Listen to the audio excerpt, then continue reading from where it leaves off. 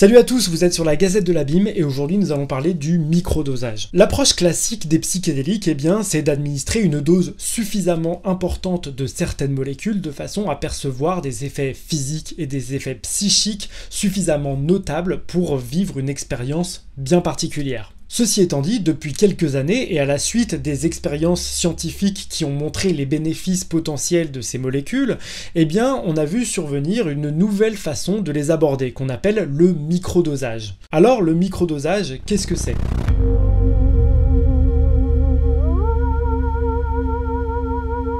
Comme son nom l'indique, le microdosage, c'est l'administration de toutes petites doses de molécules psychédéliques, des doses bien en dessous du seuil à partir desquelles elles deviennent psychoactives, mais de les administrer sur un temps plus long, genre quelque part entre 1 et 3 mois. En gros, il n'y a pas de règles officielles, évidemment, mais quand on parle de microdosage, on parle d'une dose comprise entre un 8e et un 16e d'une dose ordinaire. C'est une pratique qui a fait sa réapparition dans la Silicon Valley, dans laquelle les ingénieurs et les créatifs cherchent à bénéficier des avantages présentés par les psychédéliques tout en restant alertes et aptes au travail et à la productivité. En gros, avec le microdosage, on cherche à reproduire les effets d'une dose classique mais dans des proportions beaucoup plus subtiles. On cherche à pouvoir favoriser le détachement dogmatique, on cherche à favoriser une plus grande bienveillance à son propre égard, on cherche à favoriser également des compréhensions alternatives d'une situation. Bref, on cherche à prendre un petit peu de hauteur par rapport à ce que l'état de conscience ordinaire peut permettre. Alors je ne vous cache pas que cette pratique, dans la mesure où elle nous provient du centre névralgique de l'ultralibéralisme américain, sur le plan politique, elle pose pas mal de problèmes à certains puristes de l'approche psychédélique, qui voient dans cette méthode une nouvelle manière du capitalisme prédateur d'enfermer des employés dans une sorte de béatitude, tout en restant aptes à la productivité et à la rentabilité, là où normalement, traditionnellement, les psychédéliques sont plutôt perçu comme une façon de s'émanciper d'un certain nombre de croyances et de se libérer d'un certain état mental duquel on peut se sentir enfermé. Chacun se fera son idée de cette perception du microdosage, mais le fait est que ce microdosage tend à dépasser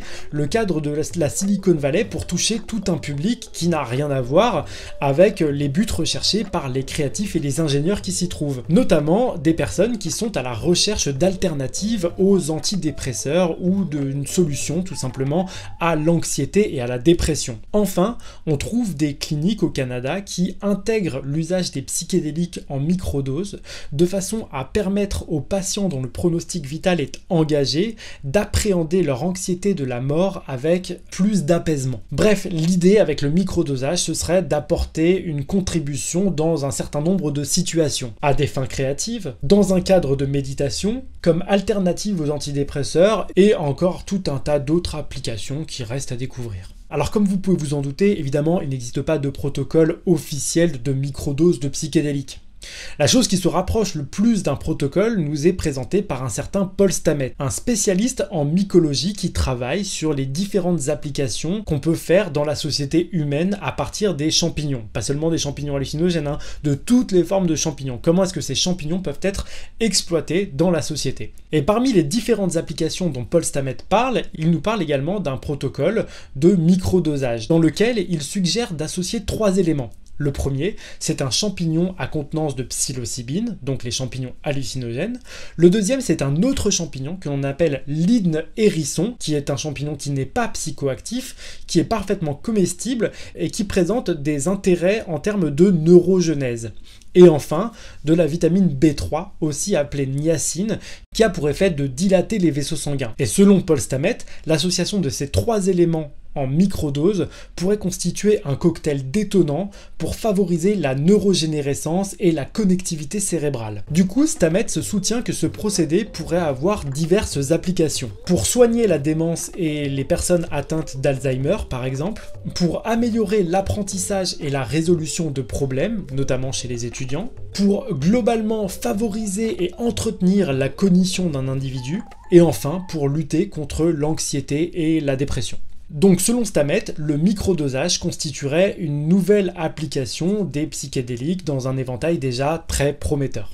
Mais bon, comme d'habitude à ce sujet-là, restons calmes. Il n'existe à ce stade que des études préliminaires. La faute à la barrière légale dans la plupart des pays qui empêche les scientifiques de conduire des études sérieuses et complètes au sujet des psychédéliques. Donc à ce stade, en termes de microdosage, les seules informations solides dont on dispose proviennent des scientifiques qui ont pu étudier ces molécules, des éventuels mycologues comme Paul Stamets qui ont une bonne connaissance des champignons en général, des recherches préliminaires qui ont déjà été conduites, et enfin des expériences rapportées par différents usagers qui ont chacun essayé le microdosage à leur façon. Et donc dans ce but d'éclaircissement de cette pratique, eh bien j'ai le plaisir de vous présenter ma propre expérience du microdosage. En gros, oui, j'ai pris des champignons tous les 3 jours pendant un mois.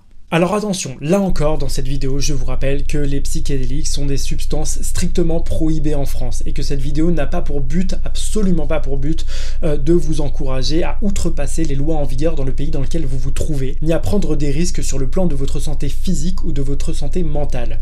En ce qui me concerne, j'ai désormais une certaine expérience des psychédéliques que j'ai toujours pratiquée dans des cadres légaux et dans des contextes sécurisés. Cette vidéo n'a pour but que d'apporter de l'information, notamment aux personnes qui décideraient de se lancer dans ces expériences en dépit des lois en vigueur dans leur pays. Dans cette vidéo, comme dans toutes les autres, s'il vous plaît, avant toute décision, renseignez-vous et prenez soin de vous.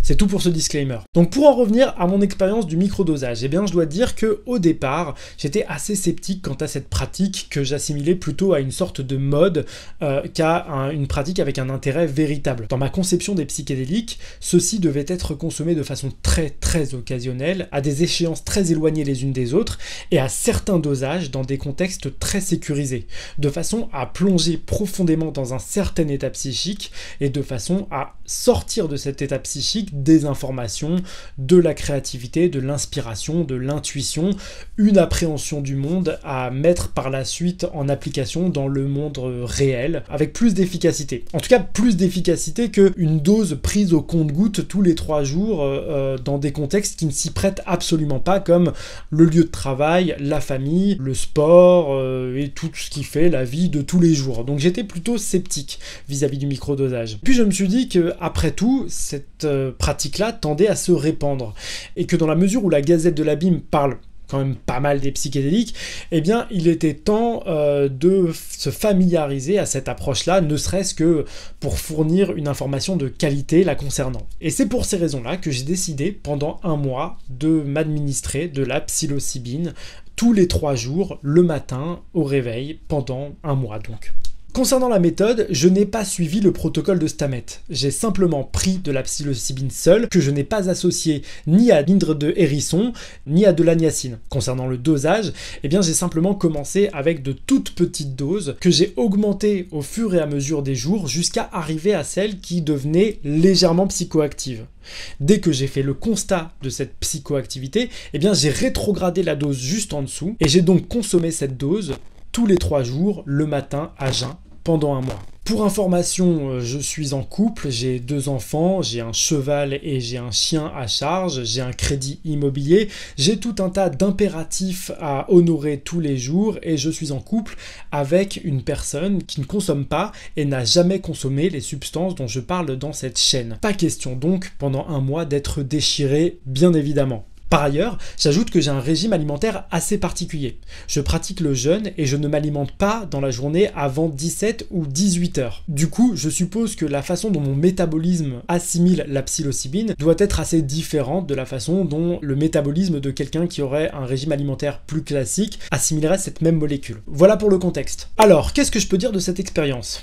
La première chose, la plus importante à mon avis, c'est que cette expérience du microdosage, en termes d'effets, n'a rien à voir avec une administration de psychédéliques dans des doses plus classiques. Pas de vision, pas d'hallucination, pas de synesthésie, pas d'effets physiques particuliers, rien du tout. Par contre, j'ai noté des effets beaucoup plus subtils, mais néanmoins intéressants. Le plus intéressant d'entre eux, celui sur lequel je vais m'attacher ici, c'est le sentiment de détachement, notamment par rapport aux émotions qui peuvent d'ordinaire m'assaillir avec un peu plus de force.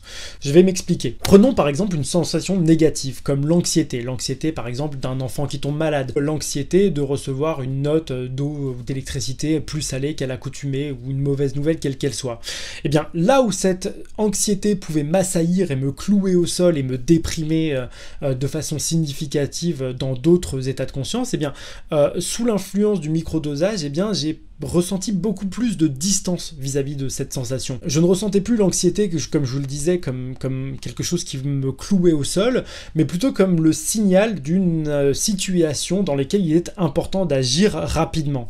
Et avec ce mode de perception-là, eh bien, j'ai pu agir avec beaucoup plus d'efficacité et régler beaucoup plus rapidement les problèmes qui, normalement, me demandaient plus de temps. Idem pour les sensations plus agréables.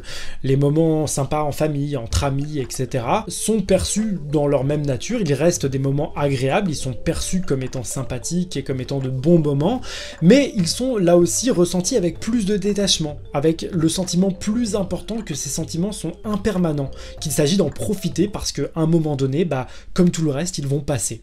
Ça, c'est un truc assez important que j'ai ressenti avec la psilocybine en microdosage pendant un mois, c'est le fait de ressentir avec plus de force l'impermanence des choses. Les sentiments négatifs viennent, on sait qu'ils viennent, on sait qu'il s'agit d'agir vis-à-vis de ces sentiments-là, qu'ils sont des informations qui finiront par passer. Et c'est la même chose pour les sentiments positifs.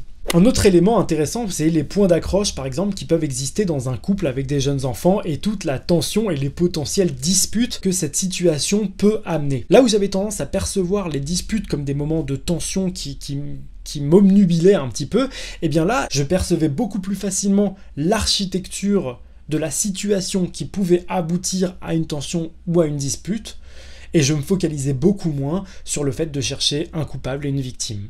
Et ça, pour un méditerranéen dans mon genre, je vous garantis que c'est pas une information anodine. Côté boulot et créativité, là aussi j'ai ressenti une plus grande souplesse. C'est comme si j'avais accès à une source d'inspiration un peu plus importante qu'à l'accoutumée. Et j'étais également plus à même de mettre en forme cette inspiration de façon concrète, que ce soit par exemple dans les vidéos de la Gazette de l'Abîme, mais également dans les illustrations que je réalise tous les jours. D'ailleurs à ce sujet-là, je tiens à remercier les premières personnes qui m'ont acheté ces illustrations. J'en ai déjà vendu 30 à ce stade, je crois, donc je suis vraiment ravi. Je remercie toutes les personnes qui aident la Gazette de l'Abîme à exister, notamment financièrement. Et donc si vous aussi vous avez envie de participer à la pérennité de cette chaîne, eh bien notre lien Tipeee est dans la description, c'est là-bas que ça se passe. Et je vous en remercie. Bref, niveau efficacité, une plus grande aptitude à me concentrer sur l'instant présent et à me focaliser sur une tâche plutôt que de me laisser me disperser par différentes sources de stimulation. Un peu comme si j'étais un aigle qui était en chasse, en train de contempler un paysage dans son entièreté avant de repérer une proie et là de fermer les écoutilles et de focaliser mon attention entière sur cette proie en question. Eh bien je dirais que cette approche-là était très facilitée apparemment par le microdosage. Enfin, au niveau physique, je parlerai d'une certaine décontraction généralisée. Un rapport aux énergies et à la fluctuation de ces énergies dans le corps plus souple. Par exemple, lors d'un footing ou d'un workout, la douleur physique, la difficulté physique était également présente comme dans un état normal de conscience, sauf que là aussi, il s'opérait le même détachement. J'étais plus détaché de l'effort physique que j'avais à accomplir. Et du coup, j'étais moins focalisé sur le fait de constater que l'effort était difficile et plus focalisé sur le fait d'accomplir cet effort. Juste en gros, le constat que oui, l'effort physique est dur, et puis on passe à autre chose, on continue. Et dans ce même sentiment d'impermanence généralisée, on se dit que cet effort va avoir une fin et donc on arrête de se focaliser sur la difficulté de l'effort et on effectue l'effort. Et puis voilà, au bout d'un mois, je suis arrivé au terme du temps que je m'étais alloué au microdosage et j'ai donc arrêté. J'ai arrêté sans sentiment de manque, sans difficulté particulière, si ce n'est le fait de me dire que pendant un mois, j'ai eu l'impression d'être une sorte de moine bouddhiste et que là, je revenais à un état de conscience un peu plus focalisé sur la difficulté au lieu de la façon de l'appréhender. Donc je travaille désormais à essayer d'intégrer cette expérience sous psilocybine dans une expérience de vie sans la psilocybine en microdosage. Autrement dit, pas de descente, pas pas de gêne physique, pas d'inconfort particulier par rapport au fait d'arrêter ce microdosage. Voilà pour mon expérience qui n'a pas manqué de me rappeler par ailleurs une autre expérience d'un autre psychotrope que j'ai consommé il y a 10 années, à une époque où j'allais vraiment pas bien, qui est l'antidépresseur. En me remémorant l'expérience des antidépresseurs et en la comparant à celle du microdosage de psilocybine, eh bien, je me suis souvenu de quelques éléments que j'avais un petit peu oubliés à ce sujet-là, mais qui sont revenus avec pas mal de force.